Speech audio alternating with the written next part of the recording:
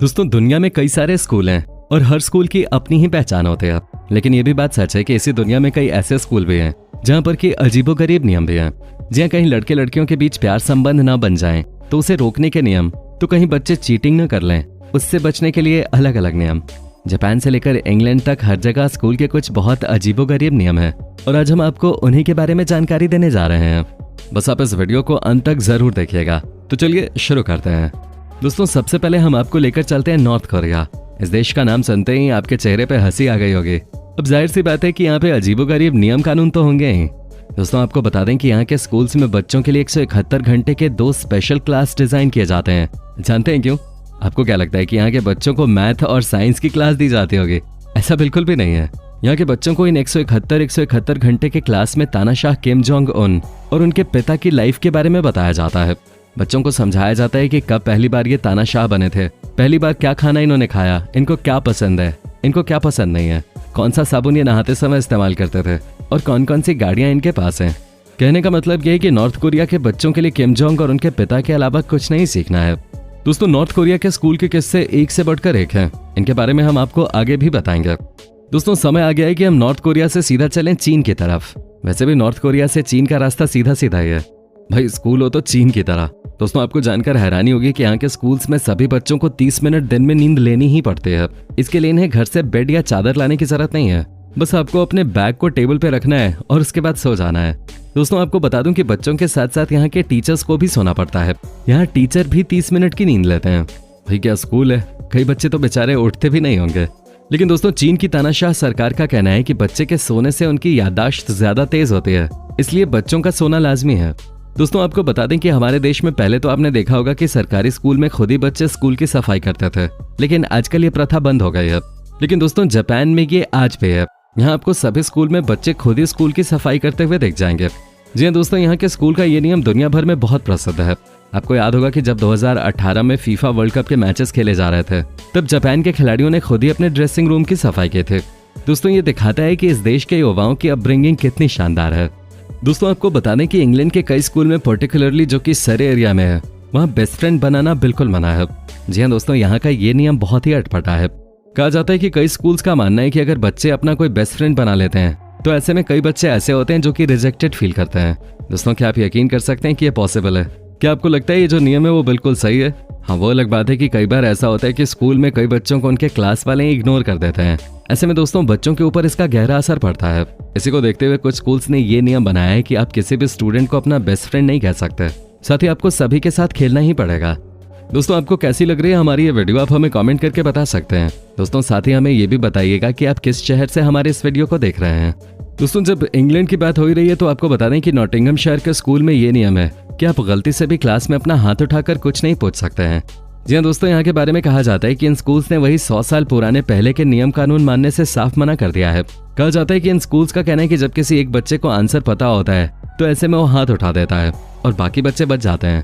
लेकिन अब नियम के मुताबिक इनके क्लास के ही टीचर किसी भी बच्चे से कुछ भी पूछ सकते हैं, जिससे कि वो अपनी क्लास में ज्यादा ध्यान लगा सकें।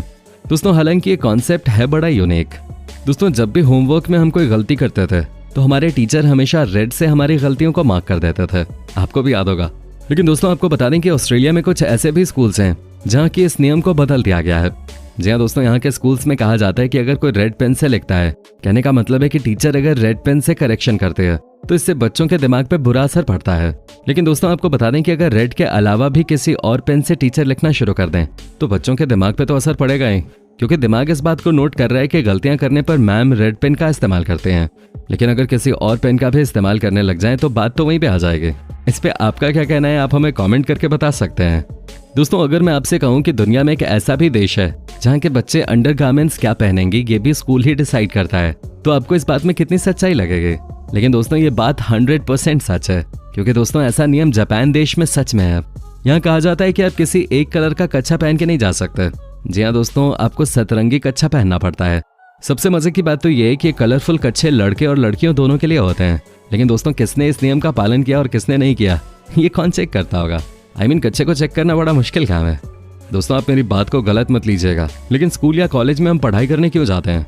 इसीलिए कि हमारा भविष्य अच्छा हो, हमें कॉलेज से निकलने के बाद अच्छी नौकरी मिल जाए। या हम स्कूल में पढ़ने लिखने के बाद भी मजदूरी ही करना चाहेंगे? नहीं ना। लेकिन दोस्तों दुख के साथ कहना पड़ रहा है कि नॉर्थ कोरिया के बच्चों को स्कूल के समय से ही मजदूरी करने की ट्रेनिंग मिलती है। जी हाँ दोस्तों, यहाँ पर 5 साल के बाद हर एक बच्चे को मजदूरी की ट्रेनिंग दी जाती है। दोस्तों शायद आप भी बचपन में साइकिल से स्कूल गए होंगे और आज भी बहुत से बच्चे साइकिल से स्कूल जाते हैं। हालांकि अमेरिका के न्यू जर्सी में ऐसा नहीं होता, क्योंकि यहाँ के बच्चों का साइकिल से स्कूल आना मना है। दरअसल स्कूल मैनेजमेंट का कहना है कि ये नियम बच्चों की सुरक्षा के लिए ही बनाया गया है। दोस्तों आपको बता दूं कि अमेरिकी राज्य केंटकी के स्कूल में भी बड़ा अजीब नियम है। यहाँ के एक स्कूल में बच्चों का कॉलर बोन देखना नियमों के खिलाफ माना जाता है। स्कूल का कहना है कि ऐसा होने पर ड्रेस कोड का उल्लंघन होता है। दोस्तों ये अगला नियम थोड़ा नहीं बहुत अजीब है। विदेश के कुछ स्कूलों में लड़कियों को अपना कंधा हमेशा ढक के रखना होता है। यहाँ कंधा दिखाने की मनाही है। दरअसल वहाँ के लोगों का कहना है कि लड़कियों का कंधा दिखने से बाकी छात्रों का ध्यान भटक जाता है और वो मन लगाकर पढ़ाई नहीं कर पाते। इस दलील ने तो भारत की खाप पंचायतों की याद दिला दे। दोस्तों हमारे यहाँ तो स्कूलों में जम के गुटबाजी हुआ करते थे, लेकिन विदेशी स्कूलों में ऐसा नहीं हो पाता, क्योंकि यहाँ तो 5 बच्चों के भी साथ खड़ा होने की इजाजत नहीं है। साथ ही 5 से ज्यादा बच्चे ग्रुप भी नहीं बना सकते। दोस्तों अब हम आपको दिखाते हैं एक ऐसा स्कूल जहाँ के एक टीचर ने बच्चों को चीटिंग करने से रोकने के लिए उनके सर पे ये कार्डबोर्ड बॉक्स लगा दिया। जी हाँ, ऐसा नजारा आपने इससे पहले कभी किसी स्कूल में नहीं देखा होगा, लेकिन इस तरह के प्रयोग की सबने बाद में निंदा की। दोस्तों जापान के स्कूल के नियम भी बहुत ही अजीबोगरीब होते हैं। जैसा कि हमने आपको पहले ही बता दिया कि यहाँ के स्कूल में आप किसी भी तरह की मौज मस्ती नहीं कर सकते हैं। लेकिन दोस्तों आपको बता दें कि इतना ही नहीं, यहाँ के स्कूल की नजर आप पे तब भी होती है जब आप स्कूल से बाहर निकल जाते हैं। कहने का मतलब ये है कि अगर आप रात में 10 बजे के बाद अपने घर के अंदर जाते हैं तो अगले दिन इसके बारे में आपको स्कूल में एक्सप्लेनेशन देना होता है। दोस्तों आपको बता दें कि अमेरिका के कई ऐसे स्कूल है जहाँ का ये नियम है कि आपको लिमिटेड टाइम ही टॉयलेट करने की परमिशन दी जाती है। दोस्तों आपको बता दें कि कई हायर स्कूल में तो आप एक सेमेस्टर में 3 बार से ज्यादा स्कूल नहीं जा सकते। जी हाँ दोस्तों, यहाँ के प्रिंसिपल का मानना है कि अगर नियम में ढील दी गई तो बच्चे टॉयलेट के नाम पे रेस्ट रूम में जाके सो जाते हैं। भाई हमारा स्कूल ही ठीक था। दोस्तों नॉर्थ कोरिया के एक स्कूल में ये नियम है कि आप बाल भी अपनी मर्जी से नहीं कटवा सकते। जी हाँ दोस्तों, यहाँ पर लड़कियों के लिए 15 हेयर कट हैं और लड़कों के लिए 10 हैं और इसी में सबको मैनेज करना पड़ता है। दोस्तों अंत में हम आपको दिखाते हैं एक और ऐसी तस्वीर जिसे देखने के बाद आप कहेंगे कि ये कौन सा स्कूल है। जी हाँ, यहाँ आप देखिए कि कैसे एक बच्चा जो कि लड़का है उसे लड़कियों के थाई पे चलने को कहा गया है।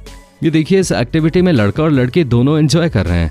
भाई वाकई में इस दुनिया में बहुत ही अलग अलग किस्म के स्कूल होते हैं। दोस्तों उम्मीद करता हूँ कि आपको ये वीडियो पसंद आया होगा। अगर अब तक आपने चैनल को सब्सक्राइब नहीं किया है तो जरूर कर दीजिएगा और इस वीडियो को ज्यादा से ज्यादा दोस्तों में शेयर भी जरूर कीजिएगा।